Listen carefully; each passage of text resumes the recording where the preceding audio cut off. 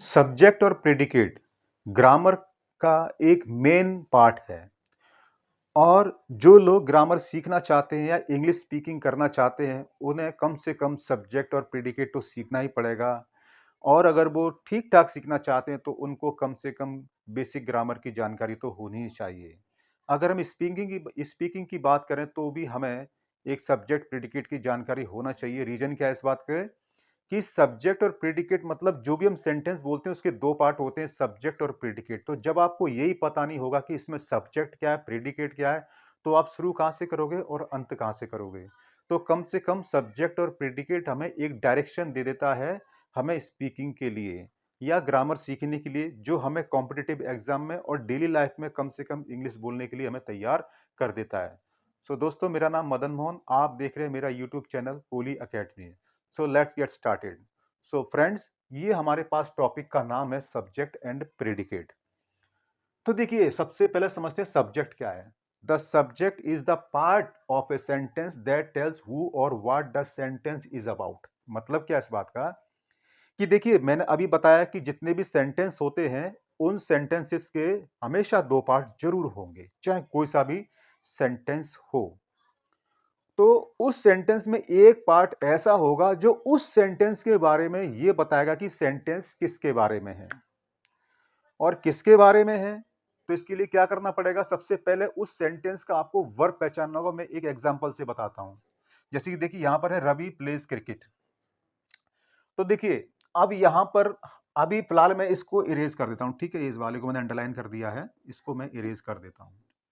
तो देखिए, अब आइए, अब इस सेंटेंस को आप सिंपली पढ़िए जैसे कि आप पढ़ते आए हो। बहुत सिंपल सेंटेंस है, लेकिन फिर भी शुरुआत ऐसी होती है, शुरुआत छोटी सी होती है, फिर हम बड़े पर जाते हैं ना। तो Ravi plays cricket, Ravi cricket खेलता है, ये सेंटेंस है।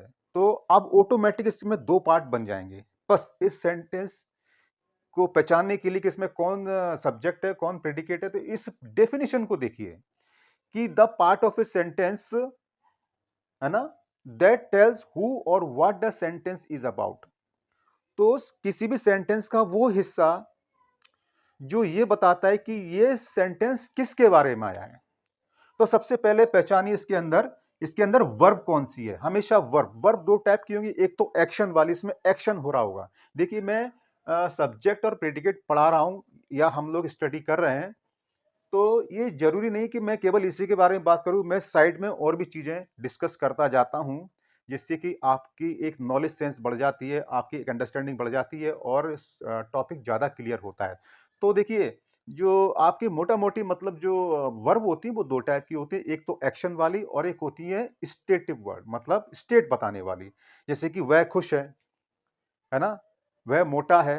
तो वह खुश है, वह मोटा, इसमें कोई एक्शन नहीं हो रहा, मतलब इसके अंदर शरीर का कोई भी हिस्सा या खुद शरीर, इसमें कोई मोशन नहीं। लेकिन अगर आप क्रिकेट खेलोगे या कुछ भी खेलोगे, प्ले करोगे, तो आपको अपने शरीर का कोई भी हिस्सा हिलाना पड़ेगा या खुद शरीर को हिलाना पड़ेगा। तो इस टाइप के जो एक्शन जो वर्ब होती है, वो एक्शन कहलाती है। ठीक है, तो एक्शन में मतलब एक्शन वर्ब क्या होती है? जिसमें आपको अपने शरीर का या किसी भी हिस्से का आपको मोशन देना पड़ेगा। और स्टेट वर्ब में आपको कुछ नहीं करना, केवल वो स्टेट बताएगी। ठीक है, बस। तो अब देखिए, सबसे पहले हमें सब्जेक्ट पहचानने के लिए तो हमें क्या करना पड़ेगा? उस सेंटेंस का हमें वर्ब पहचानना होगा। तो वर्ब देखो, प्लेज है, यानी कि प्ले। तो अब आता है प्ले, यानी कि खेलता है क्रिकेट। तो क्रिकेट खेलता है, कौन खेलता है क्रिकेट? रवि। तो समझ में आ गई बात कि किसी भी सेंटेंस का वो पार्ट जो ये बताता है कि वो सेंटेंस किसके बारे में बात करता है। तो देखिए, ये सेंटेंस रवि के बारे में बात कर रहा है, तो रवि हो गया सब्जेक्ट। अब प्रेडिकेट क्या है?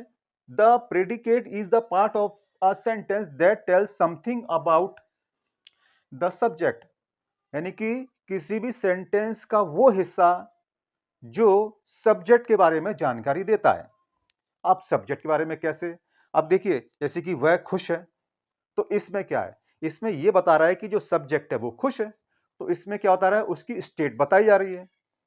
तो हम इसके अंदर क्वेश्चन क्या कर सकते हैं? मतलब अपने दिमाग में एक क्वेश्चन बनाइए इसमें पहचानने के लिए कि वह कैसा है या वह कैसी है ना। तो किसी भी सेंटेंस में सब्जेक्ट तो आपने पहचान लिया, है ना।